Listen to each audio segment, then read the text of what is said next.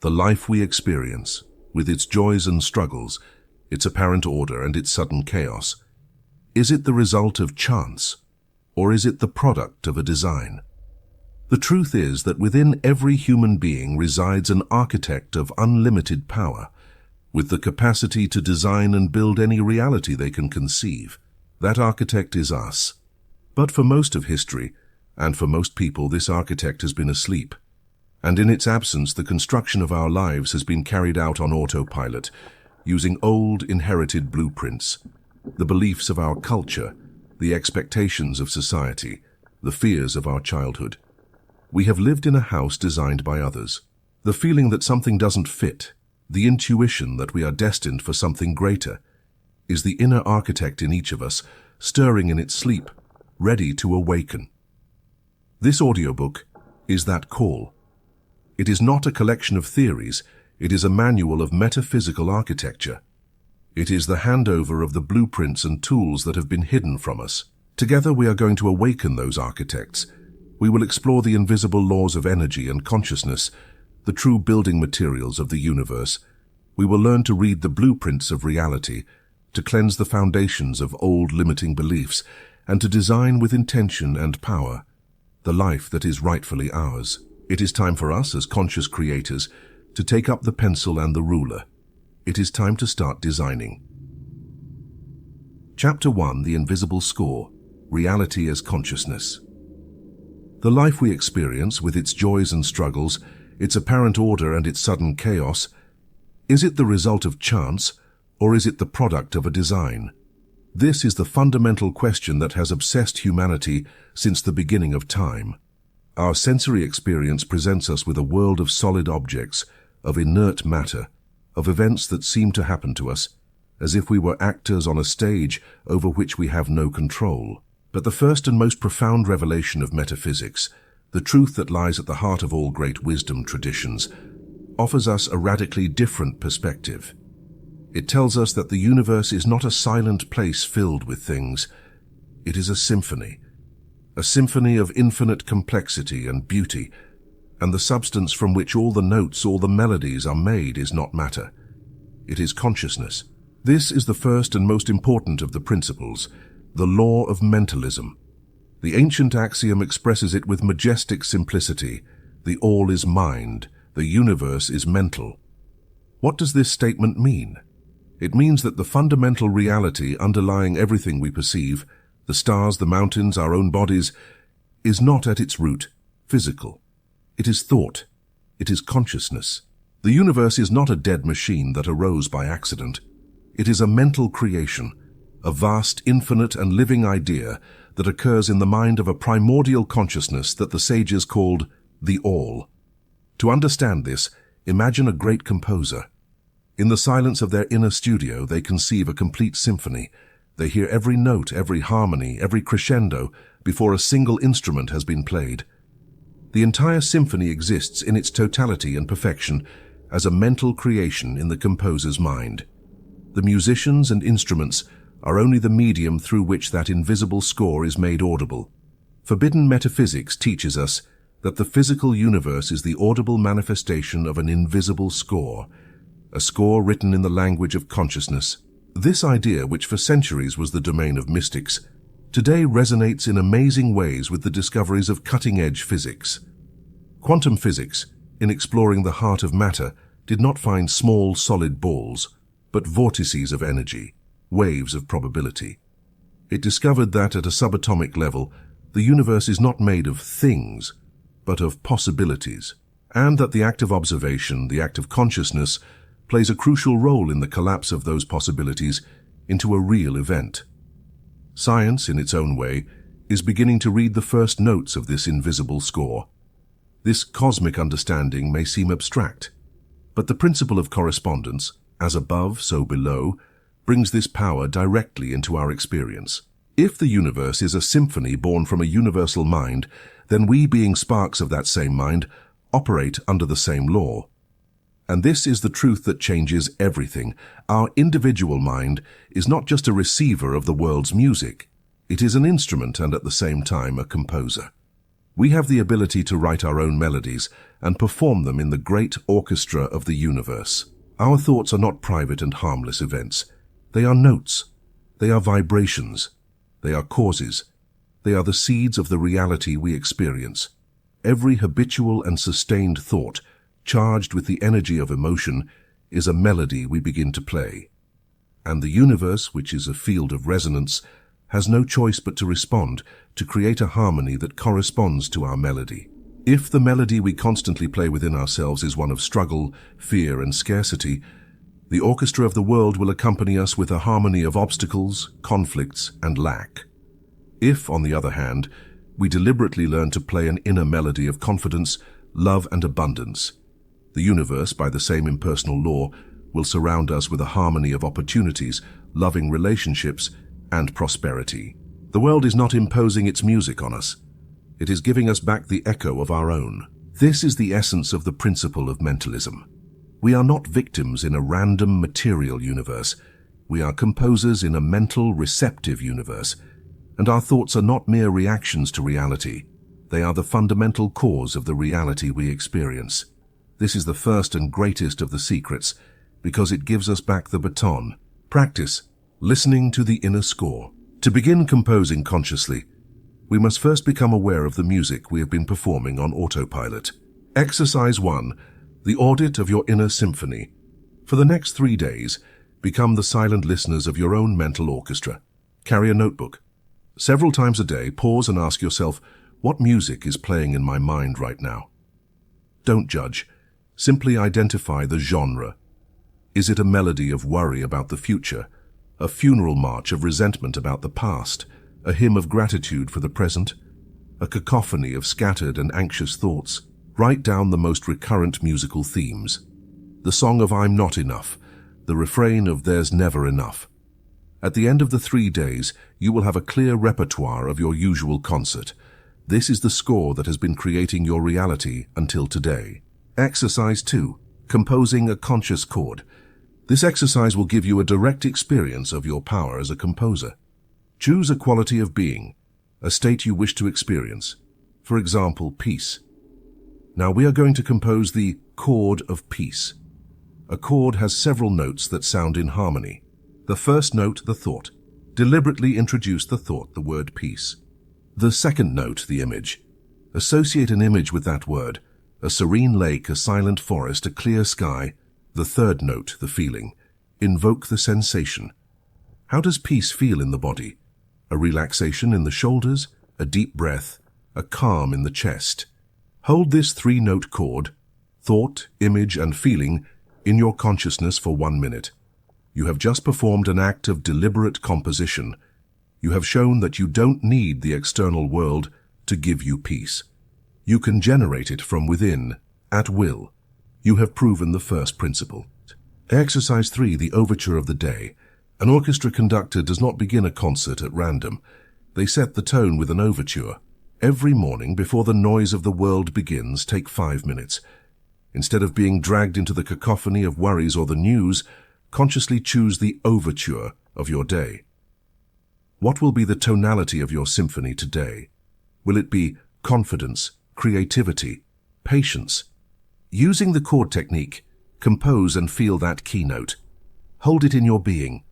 You are setting the musical intention for the next few hours. You are informing the universal orchestra what score you have chosen to perform. You have learned the first and greatest of the laws. You have understood that you are not characters in a story written by someone else, but that you are the consciousness that composes and performs the story. Chapter 2. The Principle of Resonance, the Physics of Attraction. This is the second fundamental law of metaphysics, the principle of resonance, often known as the principle of vibration. The ancient axiom expresses it with a thunderous simplicity. Nothing rests, everything moves, everything vibrates. This is not a mystical statement. It is a fundamental fact of modern physics. Science has shown us that, at the deepest level of reality, solid objects do not exist. The chair you sit in, the table in front of you, your own body, everything you perceive as solid and stable is, in reality, a vast ocean of energy. It is a whirlwind of atoms. which are themselves vortices of subatomic particles that are not things, but vibrations, waves of probability dancing in a field of infinite potentiality. Solidity is an illusion of our senses, which are not sharp enough to perceive this cosmic dance. Everything in the universe, from the farthest galaxy to the most fleeting thought, is energy vibrating at a specific frequency. And here lies the secret. You, as a center of consciousness, are a vibrational broadcast station. Your state of being, the sum total of your beliefs, thoughts, and above all your dominant emotions, emits a specific frequency to the universe, a unique musical note. And by the law of resonance, the universe has no choice but to bring into your experience people, circumstances, and events that vibrate in harmony with that note you are emitting. You do not attract what you want with your thoughts. You attract what you are with your vibration. This is the key that solves the great mystery of why positive thinking often doesn't work. You can spend all day repeating affirmations of wealth, but if in your body, in your heart, the music that is playing is the vibration of fear and scarcity, that is the true signal you are sending. You are trying to sing an opera note while your entire inner orchestra plays a funeral march. And the universe, which is deaf to your words but exquisitely sensitive to your music, will respond to the dominant vibration, the vibrational scale of consciousness. Not all vibrations are equal. Just as in music, there are octaves. Dr. David Hawkins, in his monumental work, Power versus Force, mapped what he called the scale of consciousness.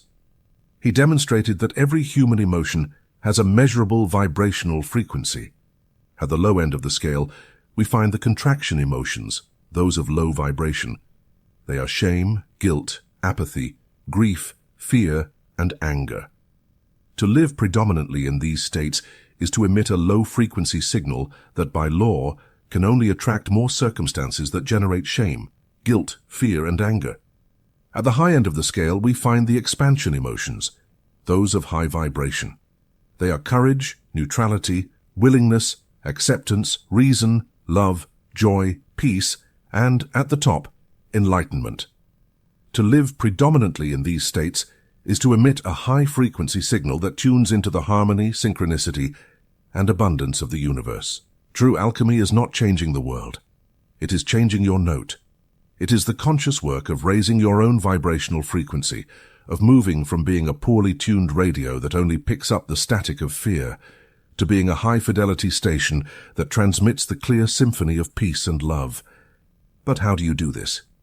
How do you deliberately change the vibration? You don't do it by fighting against the low frequencies. Fighting fear only creates more fear vibration. Vibrational transmutation is achieved through a three-step process: awareness, acceptance, and choice. Step 1. Awareness, feeling your current note. The first step is to become exquisitely aware of your own vibrational state at every moment. Most of us walk through life completely oblivious to the music our soul is playing. Your body is your tuner. It is the instrument that tells you in real time what your frequency is. Low frequencies feel in the body like contraction, a tightness in the chest, a knot in the stomach, slumped shoulders, shallow breathing. High frequencies feel like expansion, an openness in the heart, a sense of lightness, a deep breath, an upright posture. Your first practice is to learn to listen to your body, to become a master of feeling your own vibration. Step 2. Acceptance, stopping the fight against dissonance. When you realize you are in a low vibrational state, for example, feeling deep anxiety, your first instinct is to fight it. I shouldn't feel this way. I have to get rid of this anxiety. This resistance is like trying to tune a guitar by further tightening a string that is already out of tune. You only increase the tension and the risk of it breaking. The master's step is radical acceptance. It is allowing the emotion to be there without judgment.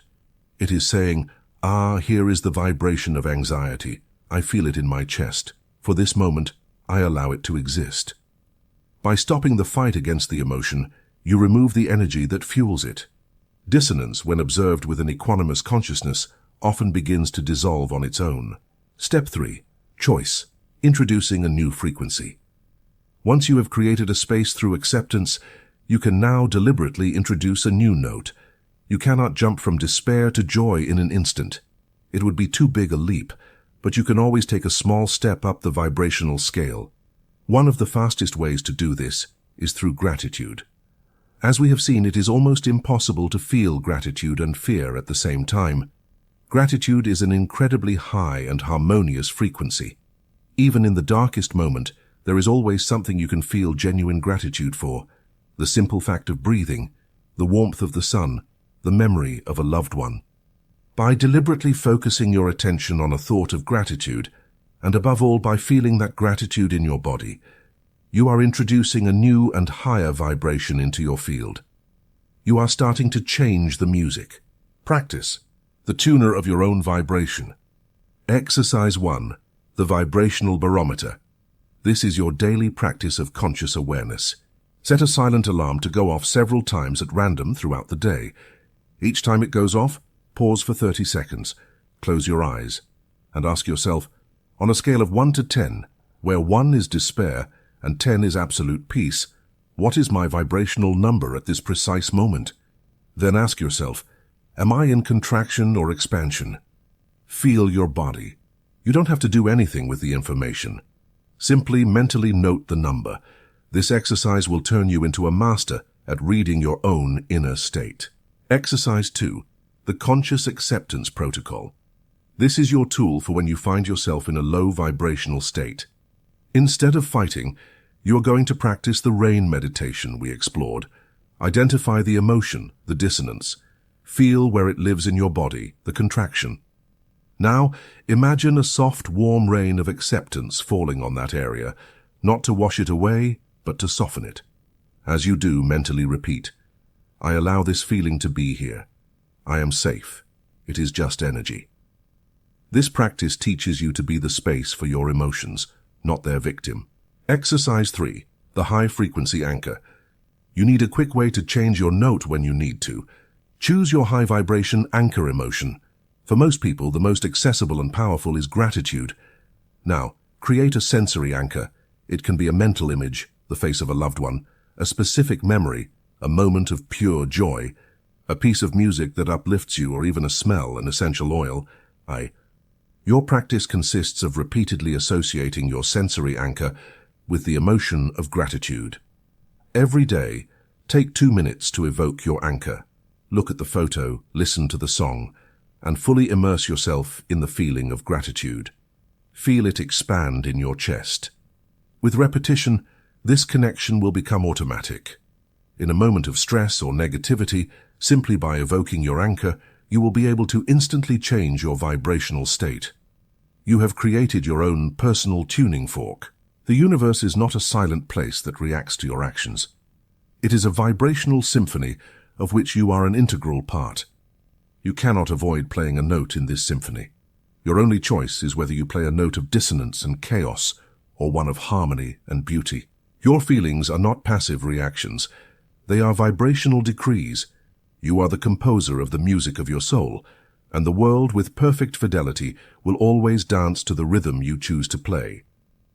Chapter 3, the echo of the soul, the reflection of your inner world. We come to the third and most revealing of the hidden laws, the principle that gives you back total power over your life experience.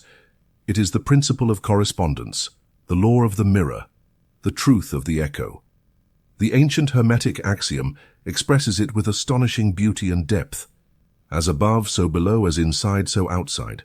This is not a simple poetic phrase. It is perhaps the most precise and operative description of how creation works.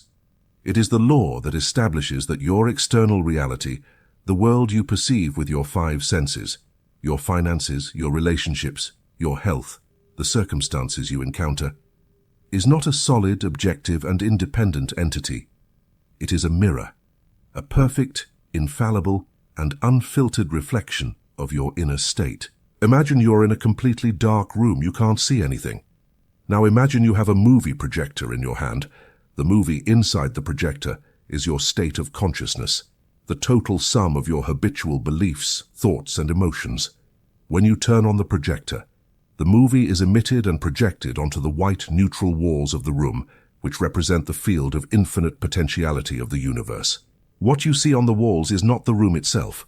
It is the movie you are projecting. If the movie is a drama of struggle and scarcity, the walls of your life will be filled with images of conflict and lack. If the movie is an epic of triumph and abundance, the walls will reflect that same story. Most of us spend our entire lives trying to change the movie by yelling at the wall. We complain about the images. We fight against them. We try to paint over them from the outside without realizing that the only way to change the reflection is to enter the projection booth and change the movie we are emitting from within. The world is not doing anything to you. It is showing you with brutal honesty what movie you are projecting. Your life is not something that happens to you. It is a feedback loop. It is the echo of the song you are singing in the silence of your soul. To understand how this mirror works, we must analyze it on the three great planes of human experience.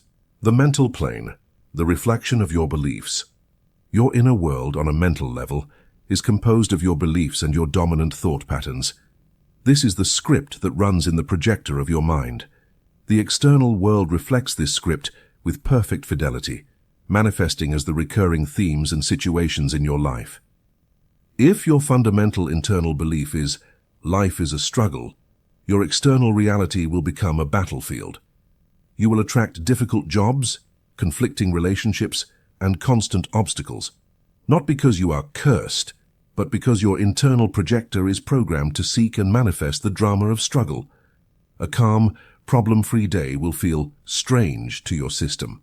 If your internal belief is, I am not worthy of love, the mirror of life will present you with partners who do not value you, friends who betray you, or persistent loneliness. Each of these experiences is not a punishment, but a reflection that shouts, look, this is the belief you are holding as truth. If your belief is, I never have enough money, your reality will become a constant echo of that affirmation. Unexpected expenses will appear, opportunities will vanish at the last minute, and you will always feel one step away from ruin, no matter how much you earn. Observe the recurring patterns in your life, the dramas that seem to repeat with different characters and in different settings. Those are not your destiny. They are the reflection of your mental script. The emotional plane, the reflection of your vibration. Your habitual emotional state, your vibration, is perhaps the most powerful aspect of your inner world. The universe is a field of resonance. It attracts what vibrates at the same frequency. The reflection of your emotional state manifests in the quality of your relationships and the atmosphere of your environment. If you live in a state of unexpressed anger or resentment, you will attract people and situations into your life that provoke you, that push that same anger button.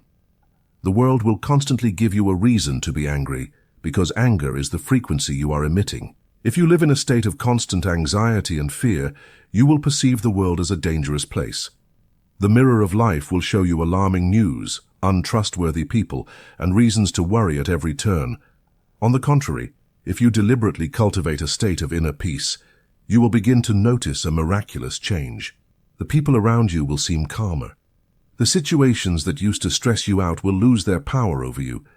It's not that the world has changed, it's that you have changed the frequency of your receiver, and now you tune into harmony instead of chaos.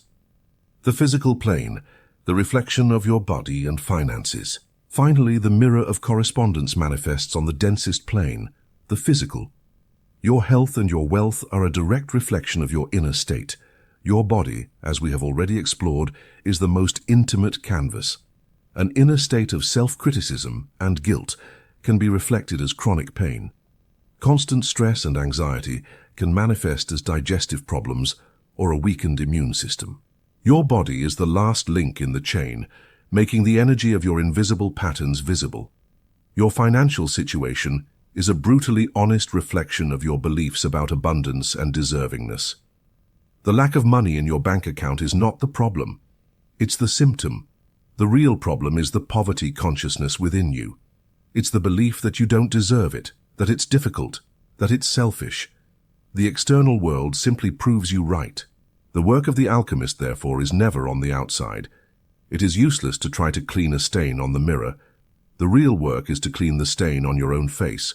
When you change the cause, what's inside, the effect, what's outside, must change by law. It is inevitable. Practice calibrating your inner mirror. Exercise 1, the correspondence journal. This is an exercise in radical honesty, so you can see this principle in action in your own life. Choose a frustrating and recurring external circumstance in your life. It can be a conflict with a person, a financial problem, a physical ailment. Now, take your journal and at the top of the page, describe this situation objectively. Below, ask yourself the fundamental question of the principle of correspondence. If this external situation were a perfect mirror of my inner state, what habitual belief, thought, or feeling within me would it be reflecting? Take your time, be brutally honest. Don't look for the easy answer. For example, external situation. My boss never values my work. Possible inner reflection. It could be reflecting my own belief that I am not good enough, my own lack of self-worth, or perhaps my resentment toward authority, or my fear of asking for recognition. This exercise takes you out of the role of a victim and gives you back your power. The problem is no longer your boss. The problem is a belief inside you that you can change. Exercise 2, the act as if protocol. To change the reflection, you must present a new image to the mirror. This practice consists of embodying the inner state that corresponds to the external reality you desire. Identify the state of being that corresponds to your desire. If you desire wealth, the state is not greed but security, freedom, and generosity. If you desire love, the state is self-love, openness, and wholeness. Your practice for 15 minutes a day is to deliberately cultivate that feeling within you, for no external reason. Close your eyes and ask yourself, how would a person who already lives in a state of total financial security feel? Feel that calm in your body. Breathe it in. Walk, talk, and make small decisions from that state. You are creating the inner cause that by law must attract the external effect. You are changing your face, and the mirror will have no choice but to show you a new image. Exercise 3. The world as an oracle. For a whole day, change your perspective. Instead of seeing the world as a series of events that happen to you, see it as your personal oracle, a real-time feedback system. If someone is kind to you, don't take it as something casual. Recognize it as a reflection of the kindness within you. Say thank you to the mirror. If you face a frustrating setback, don't see it as an attack. Ask yourself, what is this mirror showing me? What part of me is in a state of frustration or resistance? This practice transforms your life from a complaining monologue into a fascinating dialogue with reality. You are not separate from the world. You are its generating center. Your life is not something that happens to you. It is a work of art that is painted from the inside out. The principle of correspondence hands you the paintbrush and reveals that the canvas and the painter are, in the end, one and the same. Chapter 4. Harmony and Dissonance, the Power of Polarity. The ancient Hermetic axiom expresses it with extraordinary density and beauty. Everything is dual. Everything has its pair of opposites. Opposites are identical in nature but different in degree. Extremes meet. All truths are but half-truths. All paradoxes may be reconciled. Let's unpack this powerful revelation, because it is the basis of all transmutation. The principle tells us that the opposites we perceive in the world, heat and cold, light and darkness, up and down, good and evil, are not, in reality, fundamentally different things. They are simply two extremes of the same thing, two poles of a single spectrum. To understand this, let's use the metaphor of music, the language of the composer. In music, there is dissonance and consonance. A dissonant chord is tense, unstable. It creates a sense of longing and conflict. A consonant chord is stable, peaceful. It creates a sense of resolution and rest. The untrained mind labels dissonance as bad and consonance as good. But the master composer knows that this is a childish view. He knows that a symphony made only of consonant chords would be incredibly boring, flat, and lifeless. It is precisely the tension of dissonance that creates movement, drama, emotion. The beauty of music does not lie in the absence of dissonance, but in the art of resolving dissonance into an even more satisfying consonance. The principle of polarity reveals to us that all the realities of our life operate under this same musical law. The problems, the crises, the negative emotions are not mistakes in the score of your life. They are the dissonant chords. They are the necessary tension that precedes resolution. They are the question that longs for an answer. You are not a victim of your states. You are an alchemist with the power to move up the scale of your own consciousness, to transmute dissonance into harmony.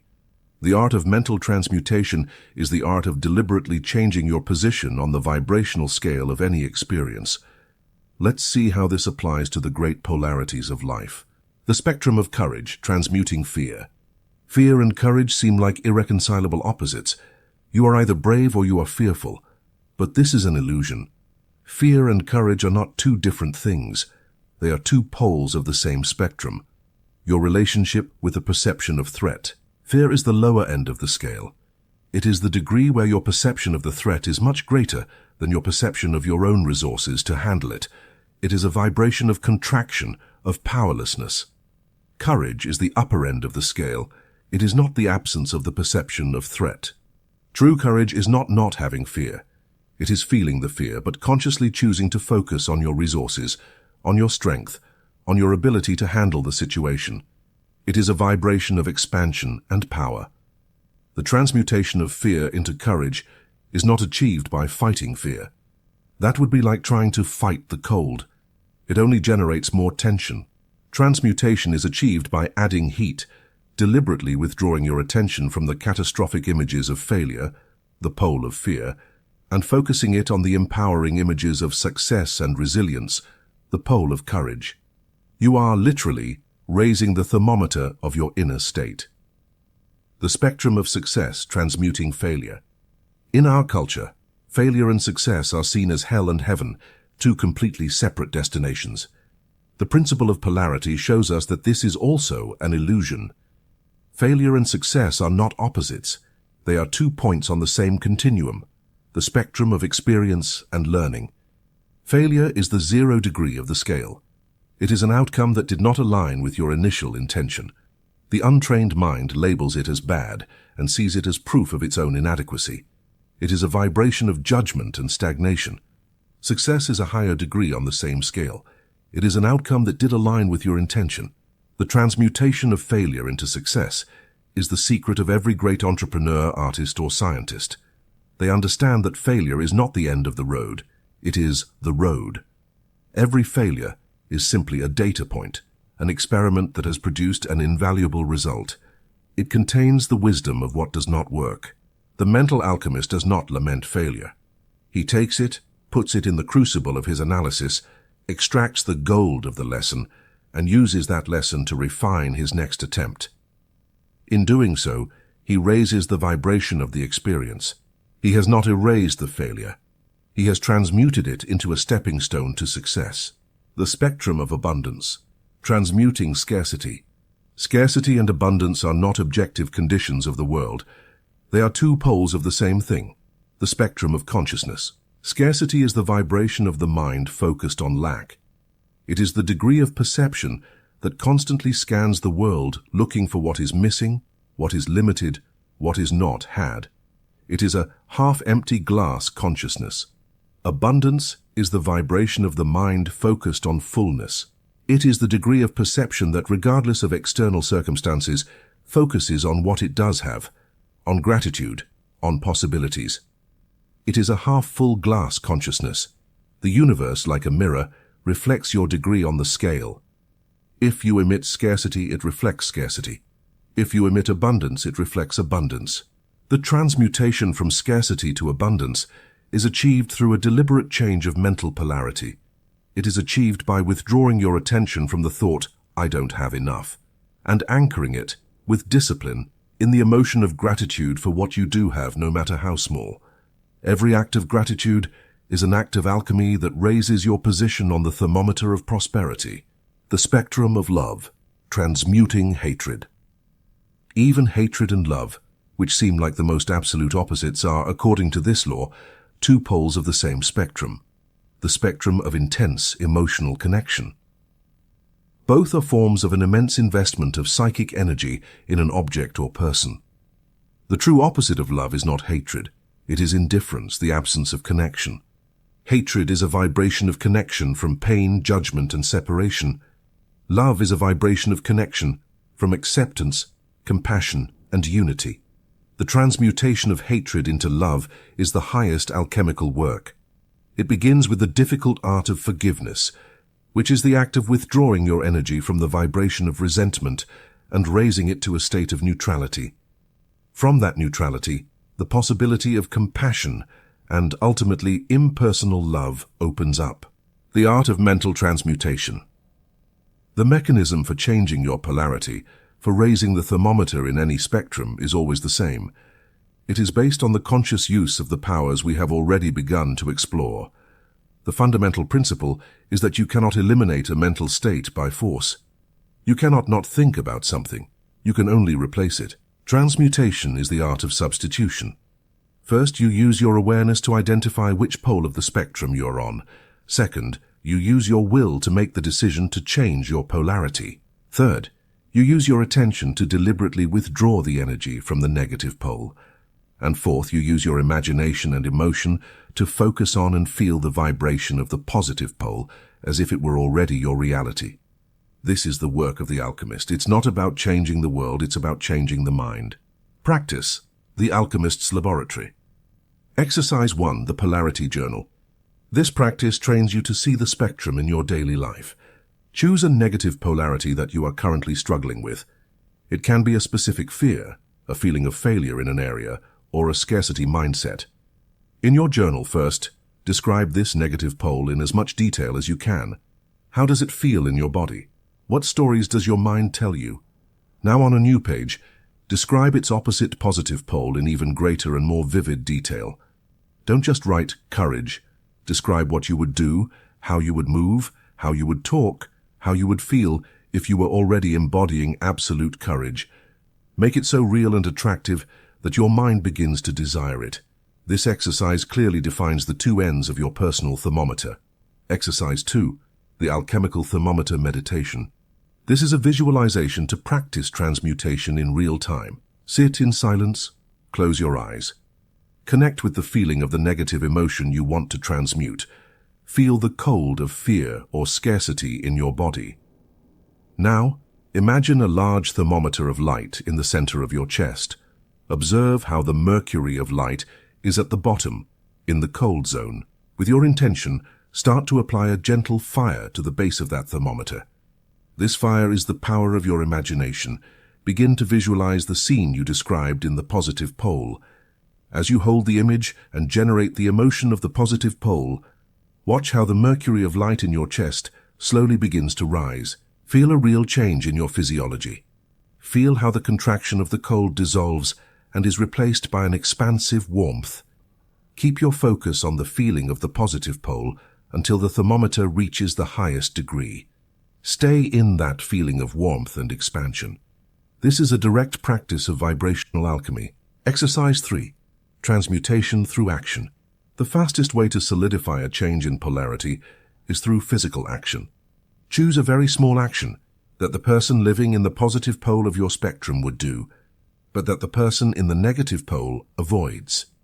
If your spectrum is fear-courage, a small act of courage could be making that phone call you've been putting off. If your spectrum is scarcity-abundance, a small act of abundance could be leaving a slightly more generous tip than usual, feeling that you have more than enough. If your spectrum is failure-success, a small act of success could be dedicating 15 minutes to working on your project instead of procrastinating. The act of physically embodying the vibration of the positive pole, even in a minuscule way, sends the most powerful signal of all to your subconscious. This is who I am now. The universe is not a set of warring opposites, but a spectrum of possibilities. You are not condemned to live at the negative end of any experience. You are an alchemist, and your consciousness is the flame that has the power to raise the vibration, to transmute lead into gold, fear into courage, and failure into wisdom. Chapter 5. The Tempo of Creation, Mastering the Rhythm. Everything flows out and in. Everything has its tides. All things rise and fall. The swing of the pendulum manifests in everything. The measure of the swing to the right is the measure of the swing to the left.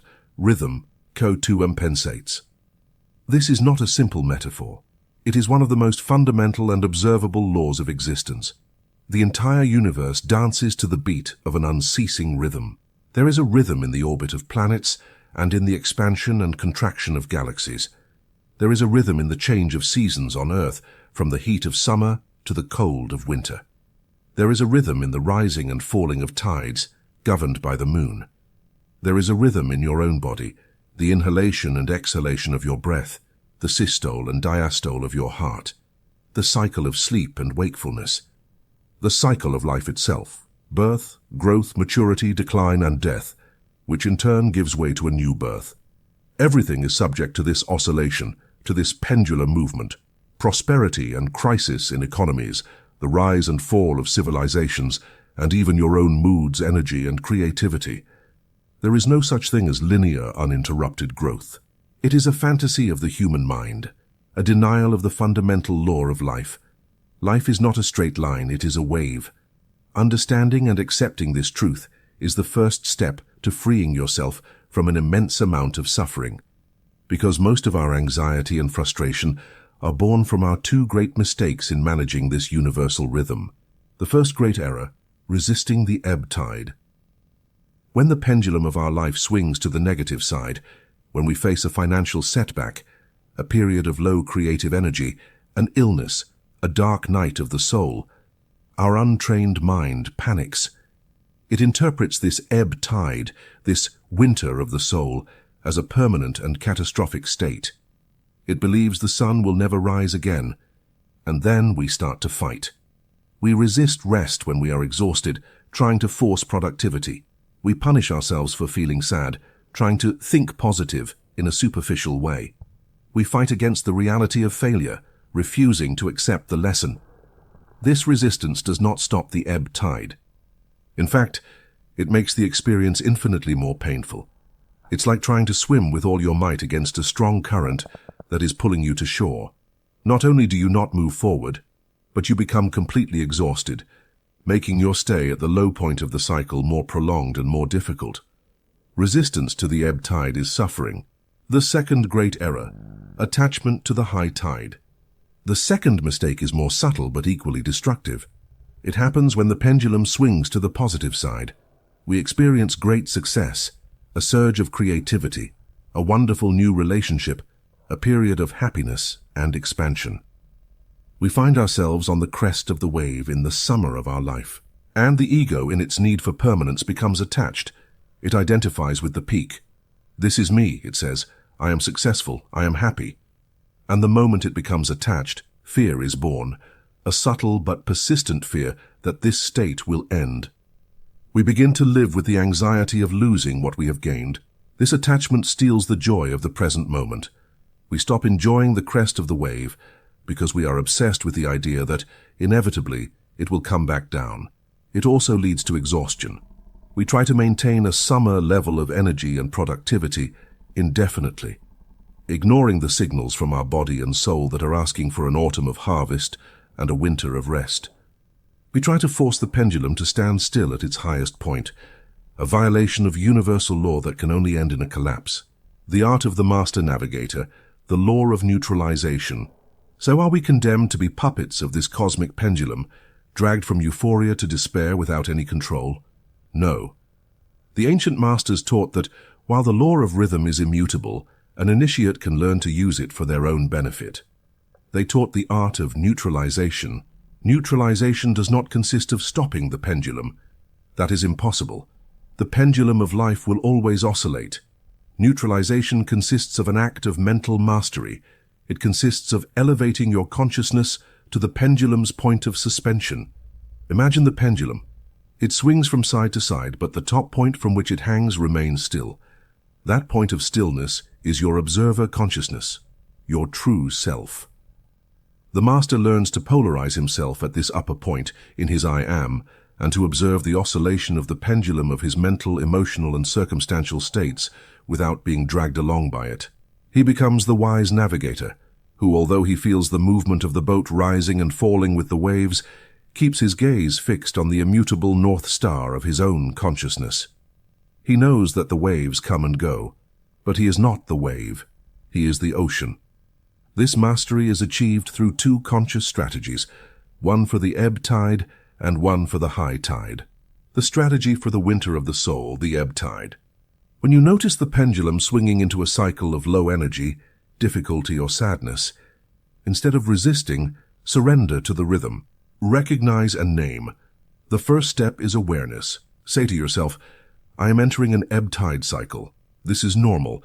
This is part of the rhythm. It is not permanent. Naming the cycle takes away your fear. Surrender to rest. Give your body and soul what they are asking for. Allow yourself to rest more. Reduce your social commitments. Say no to new demands. This is not an act of laziness. It is an act of strategic wisdom. You are conserving your energy. Find the gift of winter. Every winter has a sacred purpose, gestation. It is the time to go inward. It is the perfect time to nourish your roots, to read, to study, to reflect, to integrate the lessons of the previous cycle. It is in the stillness of winter that the seeds are gestated that will flourish in the next spring. The strategy for the summer of the soul, the high tide. When the pendulum swings into a cycle of success, high energy and joy.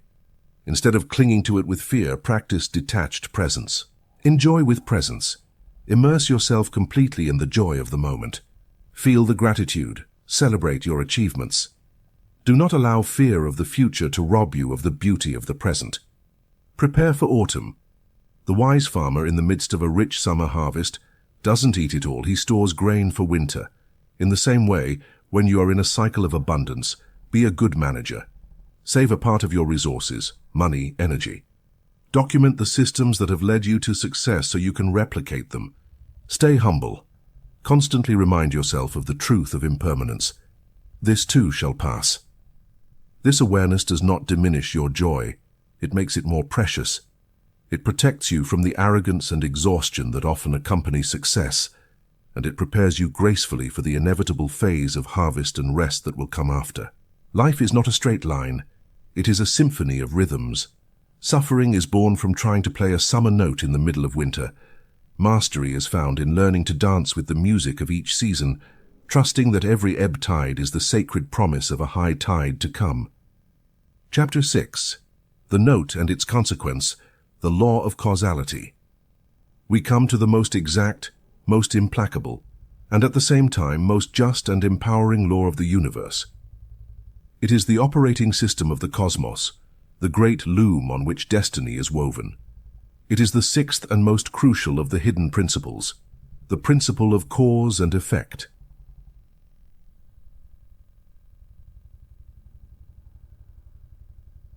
The ancient axiom declares it with an ineluctable certainty.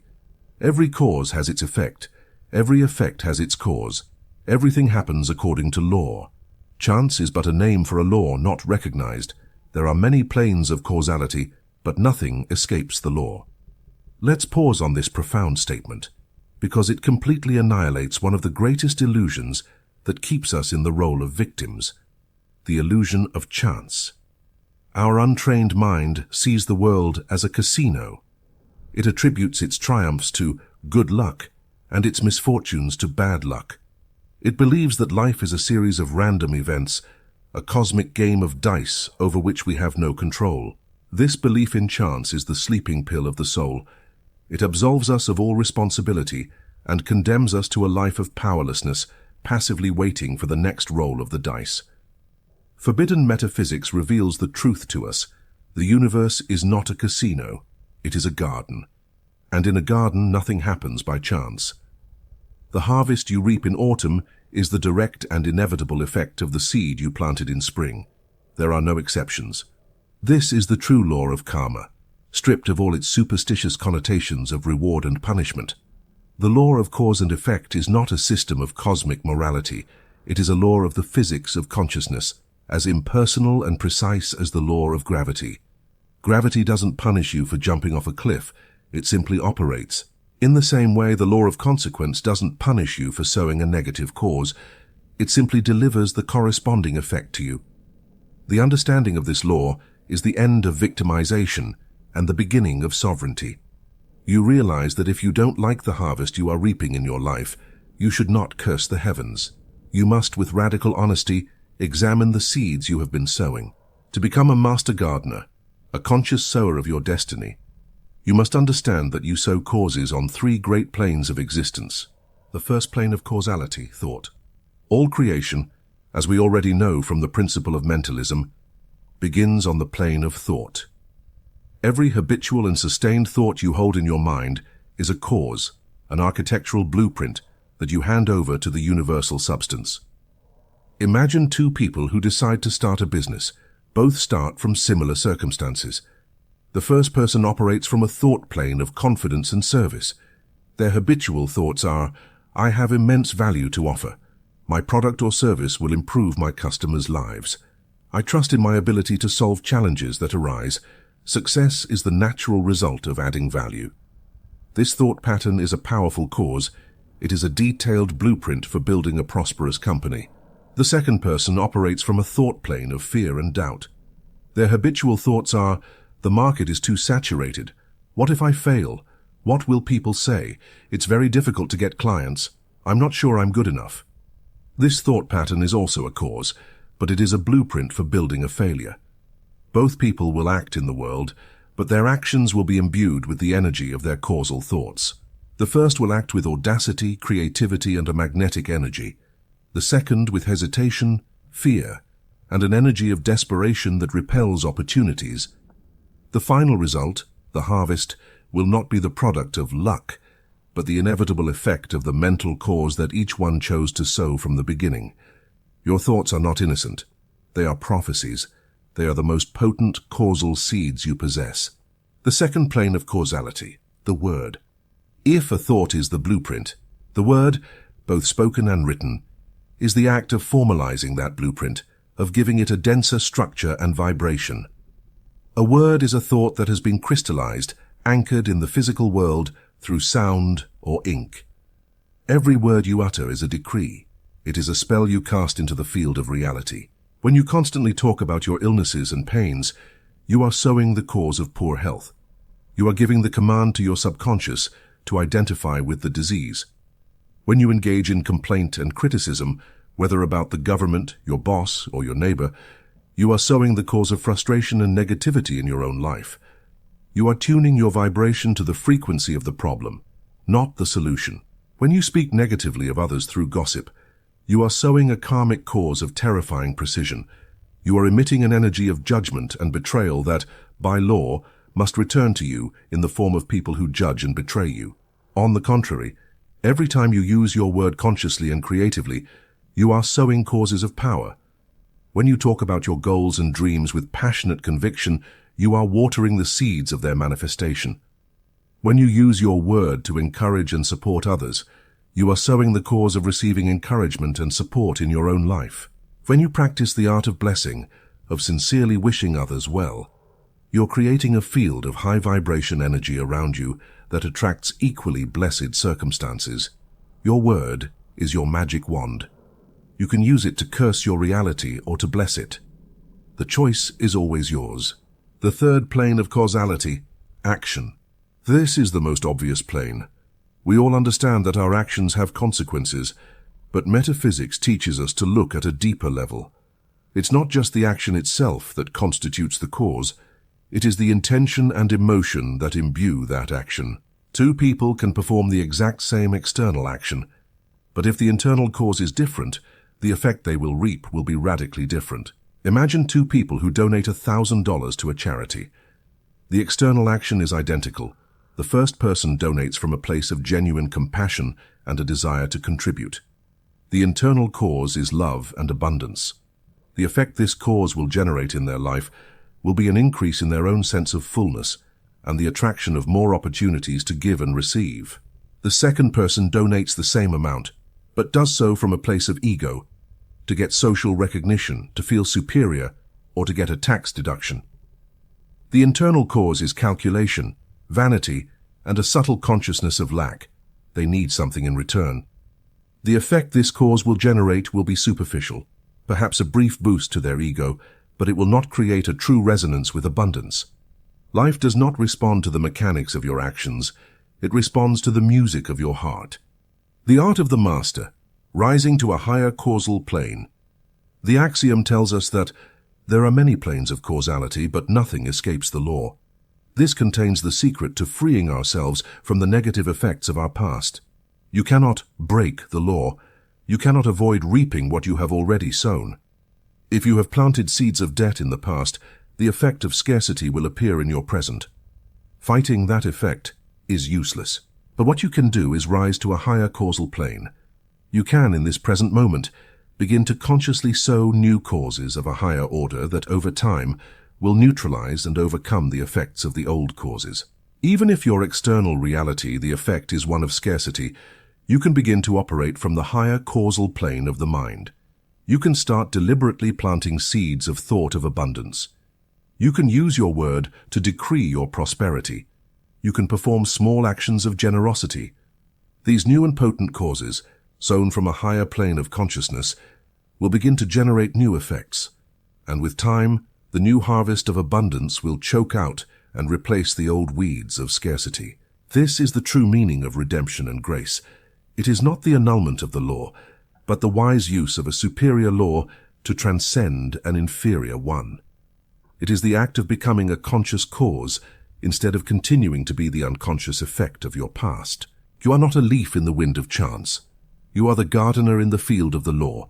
Every thought, every word, and every action is a seed you plant in the soil of the cosmos. You cannot escape the harvest, but you have the absolute and sovereign power to choose the seeds. Chapter 7. The Melody and the Harmony. The Balance of Energies. The ancient axiom expresses it with profound simplicity. Gender is in everything. Everything has its masculine and feminine principles. Gender manifests on all planes. It is absolutely crucial that, from the very first moment, we free this law from our limited and modern conceptions of gender and biological sex. The principle of gender has nothing to do with being male or female. It is a cosmic truth, a universal law that refers to two fundamental energies, two archetypal polarities that are necessary for any act of creation on any plane to occur. All creation, from the birth of a galaxy to the germination of a business idea, is the result of the interaction between these two great poles. The ancients called them by many names: Yang and Yin in Taoism, Shiva and Shakti in Hinduism, heaven and earth. For our understanding, we will simply call them the masculine principle and the feminine principle. For a seed to give life to a tree, two things are needed: the seed itself and the fertile ground that receives it. The seed is the masculine energy. The ground is the feminine energy. A seed thrown onto concrete creates nothing. Fertile ground without a seed remains barren. Life is only born from their union. Your consciousness, as a microcosm of the universe, also contains these two principles. And the art of forbidden metaphysics, the secret of effortless manifestation, lies in learning to balance and make these two energies dance within you. The masculine principle, the divine melody. Masculine energy is the energy of action, of intention, of focus, of will, of structure, and of direction. It is the force that projects, that gives, that initiates, that penetrates the unknown. It is the gardener who chooses the seed. It is the architect who draws the blueprint. It is the captain who sets the course. When you operate from your masculine energy, you are in doing mode. You make decisions, you set goals, you create action plans. You overcome obstacles with discipline and persistence. It is the energy that builds, that orders, that gives shape to chaos. It is the sunbeam that travels millions of miles to deliver its light to the earth. A person with a healthy and developed masculine principle is decisive, focused, reliable, and capable of manifesting their ideas in the material world. But an excess of this energy, an imbalance, leads us to the shadow of the masculine. This is the energy of forced control, of rigidity, of aggression, and of exhaustion. It is the archetypal toxic male, and it has nothing to do with gender. It is the person, man or woman, who is all doing and nothing of being. It is the workaholic who doesn't know how to relax. It is the leader who imposes his will but is unable to listen. It is the logical mind that distrusts intuition and emotion. It is the one who is constantly giving, projecting, pushing, until they are completely empty and break down in a state of burnout. They live in a world of constant struggle because they try to impose their will on the universe instead of collaborating with it. The feminine principle, the sacred harmony. Feminine energy is the energy of receptivity, of intuition, of being, of flow, of creativity, and of nurturing. It is the force that receives, that gestates, that allows. It is the fertile garden that receives the seed. It is the blank canvas that awaits the artist. It is the vast ocean that holds the ship. When you operate from your feminine energy, you are in being mode. You are not forcing a result, you are creating a space for the result to emerge. You are listening to your intuition. You are feeling your way instead of thinking it. You are surrendering to the flow of life, trusting in its wisdom. It is the energy that nurtures, that heals, that connects. It is the dark, silent earth that receives the light of the sun and transmutes it into life. A person with a healthy and developed feminine principle is intuitive, creative, compassionate, and magnetic. They attract opportunities and relationships effortlessly. But an excess of this energy also leads to a shadow. The shadow of the feminine is passivity, indecision, chaos, and victimization. It is the person who is all being and nothing of doing. It is the dreamer who has wonderful ideas, but never takes action to materialize them. It is the person who is so empathetic that they drown in the emotions of others, unable to set boundaries. It is the one who passively waits for life to happen to them, for an external savior to come and give them direction. They live in a state of drift, at the mercy of circumstances, because they do not dare to take the helm. The sacred marriage, the dance of creation. You have seen the two great forces. Can you now see why most of our creative efforts fail? We either try to force reality with pure masculine energy, struggling and burning ourselves out, or we passively wait for our dreams to manifest with pure feminine energy, without ever taking the necessary action. Conscious creation, true alchemy, is neither masculine nor feminine. It is the product of their union. It is the sacred dance, the inner marriage. The process of manifesting anything in your life, from a simple project to a complete life transformation, follows a rhythmic cycle that alternates between these two energies. It is a dance in 4 steps. Step 1, the conception, feminine. Every act of creation begins in receptivity. It begins in silence. It is the moment when you quiet your mind and listen. You receive a flash of inspiration, an idea, a longing from your soul. It is not something you think. It is something you receive. You are in your feminine pole, acting as the fertile ground that receives a seed from universal intelligence. Step 2, the intention, masculine. Once the seed has been received, the energy must change. Now the masculine principle comes into action. You take that ethereal inspiration and give it form and direction. You use your will to turn the longing into a clear decision. You use your logic to create a plan. You set a goal. You are projecting your intention, like a focused beam of light, onto the seed you have received. Step 3, the gestation, feminine. Once the intention has been projected and the seed has been planted, the cycle returns to feminine energy. This is the step that most people, in their impatience, skip. Gestation. After planting a seed in the ground, you don't dig it up every day to see if it's growing. You leave it in the dark, you water it, and you trust. Psychic gestation is the act of handing over your intention to your subconscious mind and the universe, and trusting in the process. It is a period of faith, of letting go of control over the how and the when. It is allowing the idea to take root in the invisible world, far from your anxious analysis. Step 4, the birth, masculine. Gestation is not a permanent state. Eventually the sprout is ready to break the surface. This is the moment of birth which requires a final push of masculine energy, inspired action. After your period of trust and receptivity, you will receive an intuitive impulse, a sign, an opportunity. And at that moment you must act with decision and without hesitation. It is the final push that brings your creation from the invisible world of intention to the visible world of form. This 4-step cycle, receiving, directing, gestating, and acting, is the sacred dance of creation. And the master of metaphysics is the one who has learned to dance gracefully between these two energies, knowing instinctively when to be the earth and when to be the seed. Creation is not an act of force nor an act of passivity. It is a sacred dance between intention and surrender, between melody and harmony. The master of metaphysics is neither the warrior nor the mystic. He is the divine composer who has united both within himself creating a symphony that is both powerful and beautiful. Chapter 8, Practical Workshop. 1. Mastering the generator.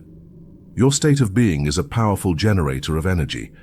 Before you can use that energy to light up a city, to shape your reality, you must ensure that the generator is working optimally. It must be clean, stable, and operating at its maximum capacity.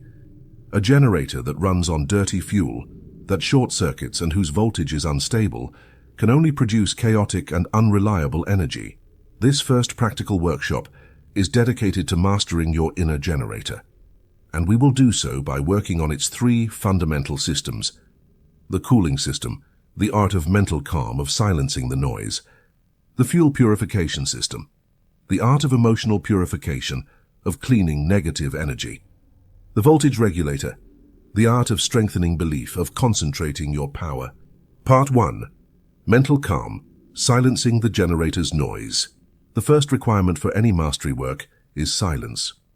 You cannot hear the subtle instructions of your intuition, nor formulate a clear decree if your mind is a noisy, overheated engine. The mind of most people lives in a state of constant chaos, a ceaseless chatter of worries, judgments, memories, and plans. This mental noise is not harmless. It is a massive leakage of energy. Every useless thought is a watt of your creative power that is wasted.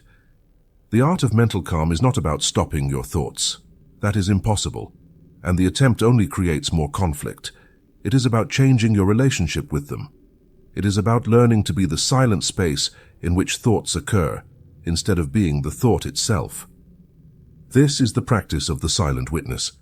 To cultivate this calm, the oldest and most powerful tool is mindfulness meditation. We do not see it here as an exotic spiritual practice, but as the most effective engineering protocol for cooling and silencing the engine of the mind. Guided meditation, the space between thoughts.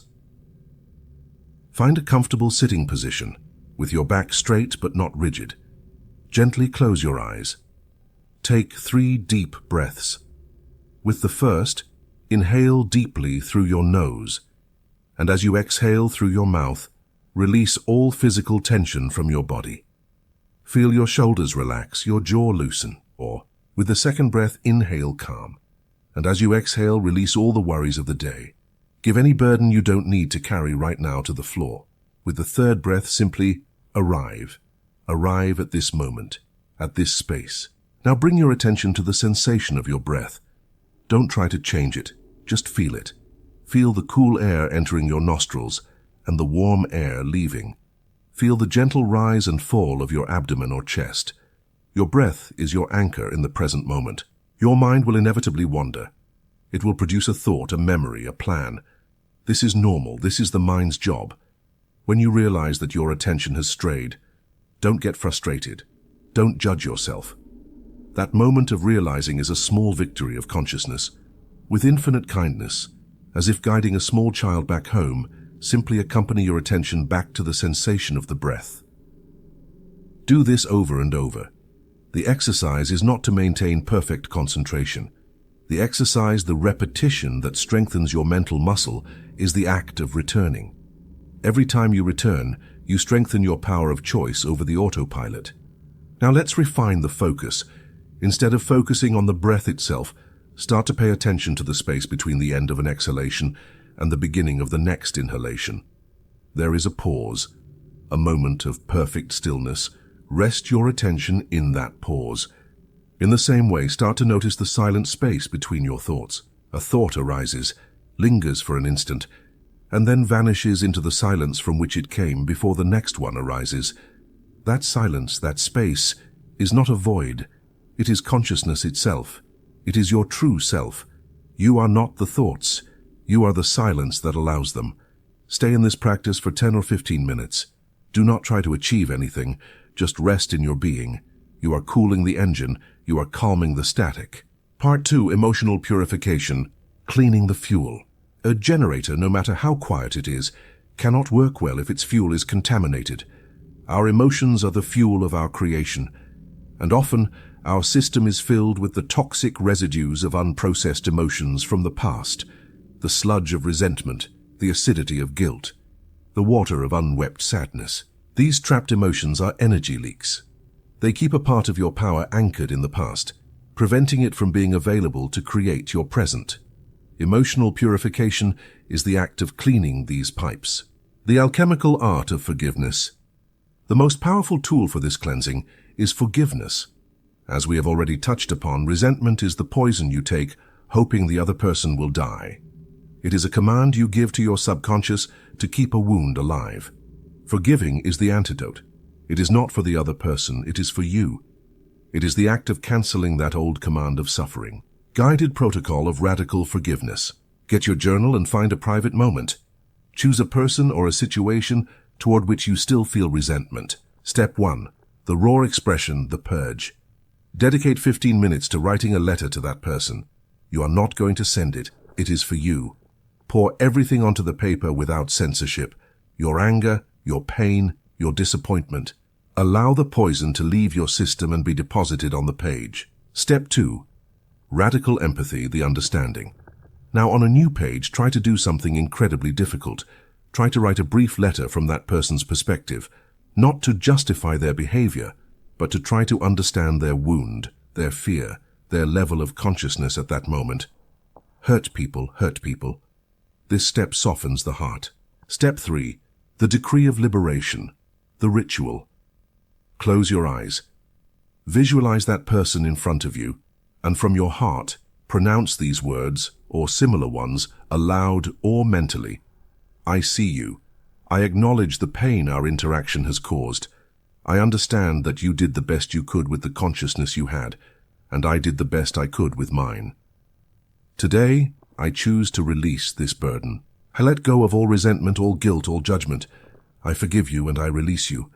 And in releasing you, I release myself. I cut this chain now. I wish you peace on your path, and I choose my peace. Step 4. The dissolution. Visualize the energetic cord that connected you to that person or that memory, and with an act of imagination, cut it. Burn the letters safely. You have completed the purification. Real-time transmutation, the RAIN protocol. For the emotions that arise in daily life, we can use a powerful mindfulness technique popularized by Tara Brach. Just recognize the moment you feel a difficult emotion, simply name it. Ah, this is anger. I am feeling anxiety. Allow accept, don't fight it. Allow the feeling to be there, give it space. Eyes investigate. With a gentle curiosity, investigate the sensation in your body. Where do you feel it? Is it a tightness, a warmth, a vibration? And to nurture. Offer yourself a dose of compassion. Put a hand on your heart and say inwardly, this is difficult. It's okay to feel this. This process transforms your relationship with emotions. You stop being their victim and become their compassionate caregiver. Part 3. Strengthening belief, regulating the voltage. Now that your generator is cool and its fuel is clean, the last step is to ensure that the energy it produces is stable, powerful, and focused. You must regulate the voltage. This is the art of strengthening belief. A belief, as we already know, is a thought that has been practiced to mastery. It is the central command that your obedient mind follows. Strengthening a belief is the act of concentrating your mental power, of moving from a low, fluctuating voltage to a high, stable one. The I am saturation technique. This is the ultimate technique for installing a new power belief. Choose your master decree. Choose your most important I am affirmation. I am infinite abundance. I am radiant health. The saturation ritual. Enter your state of mental calm through meditation or just before sleep. Start repeating your decree. But don't just do it with your mind. Involve your whole being. Feel the vibration. Repeat the phrase in a low voice or as a hum. Feel the vibration of the words in your chest, in your throat. Feel the emotion. Connect with the feeling of your decree as if it were already an absolute truth. Feel the freedom of abundance. Feel the vitality of health. Feel the cellular saturation. Imagine that each of the billions of cells in your body is a small sponge, and with each repetition of your decree, imagine that your cells are soaking, are saturating themselves with this new truth, with this new vibration, until there is no space left for anything else. Practice this saturation for 10 minutes each day. You are literally rewriting the energetic signature of your being at a cellular level. Chapter 9. Practical Workshop 2. The Control Room, the Direction Techniques. It's time to enter the control room. It's time to sit in front of the universe's command console and learn to direct that energy with absolute precision to shape your reality. In this workshop, we will immerse ourselves in the 3 fundamental direction techniques, the 3 master controls of your creation panel. Each is an art form, a science in itself. They are the methods through which the composer, who is you, hands the score to the great orchestra of the subconscious. These 3 techniques are the verbal decree, the power of the spoken and thought word; the astral mirror, the power of creative visualization; the impregnation ritual, the power of subconscious programming. Mastering these 3 arts is becoming a master of practical metaphysics. Part 1. The verbal decree, the mastery of the word.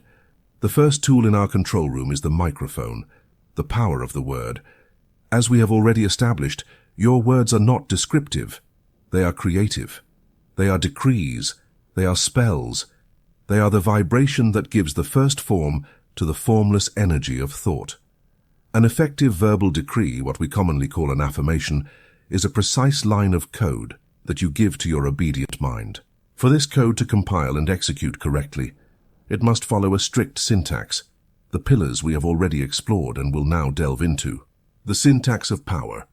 The absolute present. The subconscious is a servant who lives in an eternal now. The command, "I will be rich," is a command to keep wealth always in the future. The command, "I am wealth," is a command to embody that state in this precise instant. Emotion as a seal. A word without feeling is a command without authority. It is the emotion of certainty, gratitude, and joy that seals the decree and validates it as a truth for your subconscious. Persistence as a chisel. A single hammer blow does not carve stone. It is the persistent repetition of your decree that carves a new neural groove in your brain, turning a simple phrase into an automatic and unbreakable belief.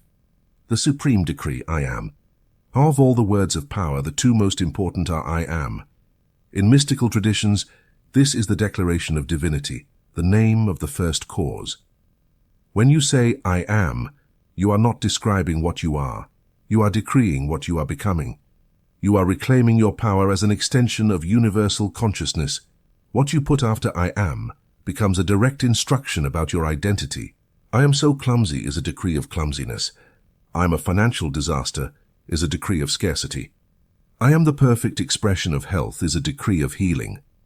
I am a magnet for success and prosperity is a decree of abundance. Verbal decree protocol. 1. Design your master decree. Choose an area of your life. Define the identity you choose to embody.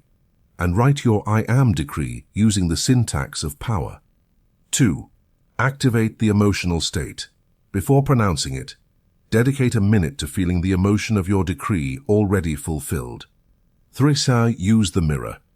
Stand in front of a mirror, look into your own eyes, and pronounce your decree aloud. Do it with calm, with authority, with conviction. Not as if you are trying to convince yourself, but as if you are declaring a truth that already is.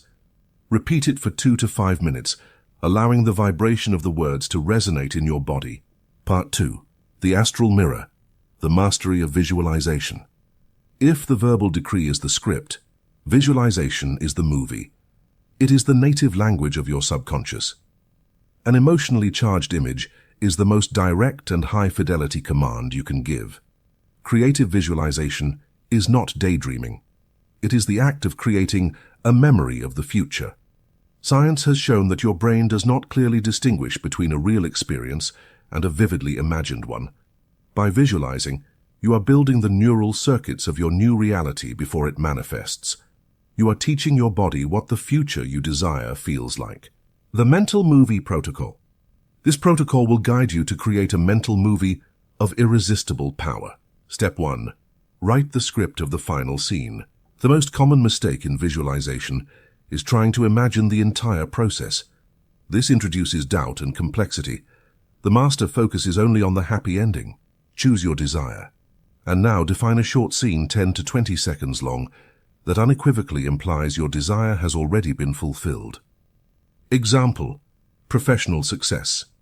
The scene is not the tough negotiation, it is the moment after. You are in your new office, looking out the window, with the signed contract on the table. You feel a deep sense of accomplishment and peace. Example: healing. The scene is not the treatment. It is the moment you receive the test results and the doctor looks at you in awe. Or even better, the scene of you running on the beach, feeling the energy and vitality in your body. Write this scene in your journal. Step 2. Multisensory immersion. Now you become the director. You must make this scene so real that your subconscious cannot resist it. Close your eyes and enter the scene in the first person. Don't see yourself on a screen. Look through your own eyes. Activate sight. What do you see? The colors, the light, the details. Activate hearing.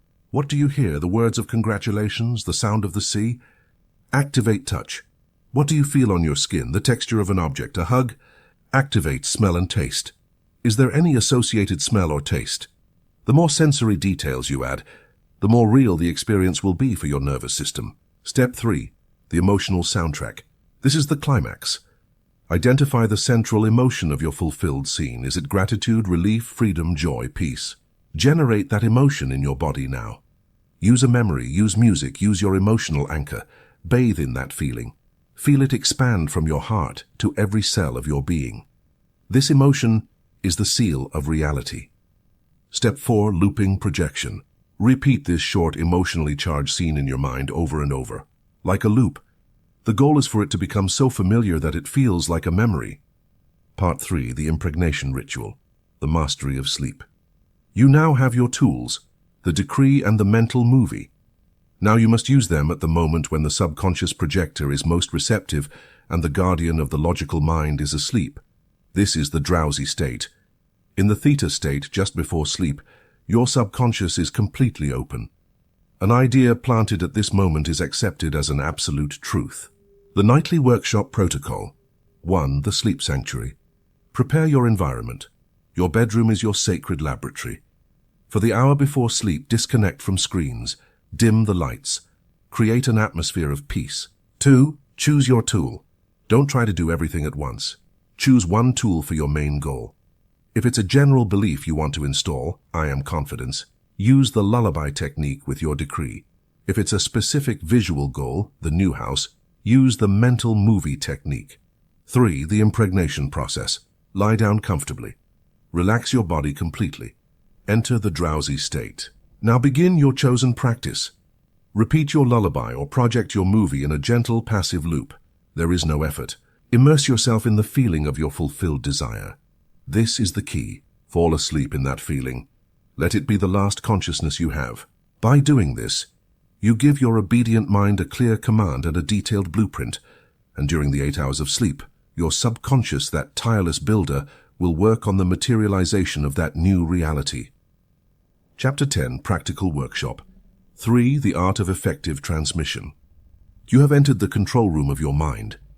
You have learned to master your inner generator, to stabilize your energy, to purify your emotions, and to strengthen your belief. You have practiced with the direction tools, using the power of decree and visualization to give clear and powerful commands to your obedient mind. You have the intention, you have the blueprint, you have the energy. But now we come to the most subtle and for many most challenging phase of conscious creation. It is the moment after you have planted the seed, after you have cast the spell. It is the art of transmission and reception. It is the dance that takes place between your command and its manifestation. Many aspiring creators master the techniques of intention, but fail at this final stage. Once they have sent their desire to the universe, they fall into a state of anxiety, doubt, and control. They become the gardener who digs up the seed every 5 minutes to see if it is growing, an act of impatience that inevitably kills the creation. This final workshop is dedicated to the mastery of this subtle art. It will teach you how to go from being a director who shouts commands to a master who directs with a silent gesture. You will learn to listen for the universe's response, to move in harmony with its flow, and to receive your creation with a grace that accelerates the process. This is the art of effective transmission, and it is composed of 3 disciplines: the art of receptivity, the art of inspired action, and the art of the harvest. Part 1. The art of receptivity, recognizing the signs. Once you have sent your command to the subconscious, Your active work of projection is over. Now your role changes. You must switch from the masculine mode of giving to the feminine mode of receiving. You must become an antenna, not a loudspeaker. You must learn to listen for the universe's response. The universe is constantly responding to you, but it rarely does so with a thundering voice from the sky. Its language is subtle. It is the language of intuition and synchronicity, deep listening, tuning your psychic antenna. Your intuition, as we have already explored, is your direct connection to the universal mind. It is the universe's response whispered directly into your soul. To hear it, you must cultivate silence. You must learn to differentiate the serene, neutral voice of intuition from the anxious noise of the ego and fear. The voice of fear will always talk to you about the past. Remember when you failed, or a catastrophic future. What if everything goes wrong? It feels contractive, heavy, urgent. The voice of intuition always talks to you about the now. Its message is often simple, sometimes symbolic, and always feels expansive, light, and peaceful, even if it is guiding you toward a challenge. There is no emotional charge. It is a quiet certainty. The language of synchronicity, reading the world's oracle. Synchronicity is a meaningful coincidence. It is the moment when your inner world and your outer world align in such a perfect way that it defies all logical explanation. It is the universe winking at you, confirming that it has received your command and is working on it. Learning to read this language is crucial. Repeated numbers, seeing number sequences, 11, 11, 2 and 22, etc., after performing your ritual is a common sign. Don't obsess over their specific numerological meaning. Simply receive it as a thumbs up from the universe. Fortuitous encounters, meeting the exact person who has the key or connection you need just when you need it. Overheard conversations, casually overhearing strangers talking about the solution to your problem. Messages in the media, opening a book to a random page and reading the perfect sentence. Hearing a song on the radio whose lyrics seem to speak directly to you. Seeing an ad or a sign with a message that resonates deeply. Animal messengers, the repeated appearance of a specific animal, a bird, a butterfly that has a symbolic meaning for you. The key to synchronicity is not to look for it with anxiety. It is to maintain a state of relaxed alertness. It is to walk through the world with the certainty that you are in a constant dialogue with a friendly intelligence, and to be open to receiving its messages in the most unexpected ways. Part 2. The Art of Inspired Action, the Reflection in Motion. This is the bridge between being and doing. The universe will respond to you, but often it requires you to take a step to meet it halfway. But this is not the forced action of the ego. It is inspired action. Forced action comes from the belief, I have to make this happen. It feels heavy, like a struggle. Inspired action comes from responding to an intuitive or synchronistic signal. It feels light, joyful, effortless. It's the difference between rowing against the current and rowing with it, recognizing the impulse. An inspired action impulse is an idea that suddenly comes to your mind, often without a logical connection to what you are doing. I should call that person. I should go to that bookstore now. I should write this idea. The signature of this action is that it feels energizing. It doesn't drain you, it fills you with enthusiasm. The paradox of non-logic. Often the most powerful inspired action will seem completely illogical to your rational mind. Your intuition may ask you to take a different way home, only for you to encounter an unexpected opportunity. Trusting these illogical impulses is an act of faith that drastically accelerates your manifestation. The power of the first step. You don't have to see the whole path. Inspired action often presents itself as a single step. Your job is to take that first step with faith, and once you have taken it, the second step is revealed to you. It is a path that lights up as you walk, not before. Part 3. The Art of the Harvest, Mastering Reception. This is the final phase and for many the most difficult. It is the art of receiving your manifestation when it arrives. The mastery of detachment, the paradox of letting go. Once you have performed your ritual and taken your inspired action, you must completely let go of your attachment to the outcome. This is the supreme act of faith. Clinging to the desire with anxiety, constantly asking yourself, when will it arrive, is like planting a seed and then yelling at it every 5 minutes to grow. Your anxiety creates a vibration of lack that in fact repels your desire. Detachment is not indifference. It does not mean I no longer care. It means I have done my part with perfect faith and intention. Now I fully trust in the power and timing of the universe to do its part. My peace no longer depends on the outcome. This state of serene confidence is the most magnetic vibration of all. It is the declaration that you already feel complete, with or without the manifestation, and it is to this vibration of wholeness that manifestation is irresistibly attracted. The practice of magnetic gratitude, revisited. Gratitude is not just a tool to raise your vibration before the ritual. It is the practice that keeps you in a state of reception after the ritual. Living in a state of gratitude for your life, as it is now, sends the universe the most potent signal. I am already happy. I am already whole. I don't need you for anything.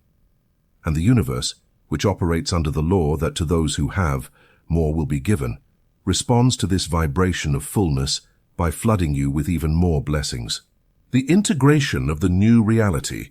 Sometimes, when our manifestation arrives, especially if it's big, we get scared. The new reality can feel so strange, so different from our old identity, that we unconsciously sabotage it to return to the familiarity of our old problems. When your desire manifests, your job is to accept it and anchor it. Acceptance. Receive it with joy and without guilt. Say to yourself, I deserve this. This is a reflection of my new consciousness. Anchoring. Celebrate it. Share it if appropriate. Feel the gratitude. By celebrating and anchoring the new outcome, you are telling your subconscious, this is our new normal. Update the program. The journey of the conscious creator is a perpetual cycle. It is a dance between intention and surrender, between speaking and listening, between acting and receiving. You have learned that you are not a victim of the reflection in the mirror, but the artist who holds the projector. You have completed the composer's workshop. You no longer just know how to write the music. You know how to direct it, how to listen for the room's response, how to move with the energy, and how to receive the applause. You are not a magician who performs tricks. You are a master of energy, a partner in the dance of creation. Before this moment, you operated in a world that seemed to govern you. You believed yourself to be a passive recipient of good or bad luck. Your thoughts were background noise, your emotions were unpredictable storms, and your reality was the result of external forces you didn't understand. You lived as an effect. Today that has ended. The blindfold has fallen. You now know the fundamental law that underlies all of creation. You now know the truth. You are the cause. A thought is no longer a random event in your mind. It is an act of design. An emotion is no longer an uncontrollable reaction. It is the fuel you choose for your creation. A belief is no longer an immutable sentence. It is a tool you can sharpen or replace at will. You no longer look in the mirror of your life asking, why is this reflection this way? You look at your own face, your own consciousness, and ask, what image do I choose to project now? You have stopped being the musician who plays a sad melody out of habit to sit in the conductor's chair. You have reclaimed your place in the control room of your inner power plant. You are, in the deepest sense of the word, the engineer of your reality. Your job now is simple. Every day, in every moment, consciously choose the music you are going to perform. Choose the blueprint you are going to build. The power has always been yours. Now, you simply know it. If this manual of mastery has resonated with you, we invite you to continue this exploration. Subscribe to our channel, Path of Knowledge, for more guides to inner power. Like this video as a declaration of your new sovereignty. Share this knowledge with someone who is ready to awaken their inner architect. Thank you for your time and for the brave decision to take control of your own mind.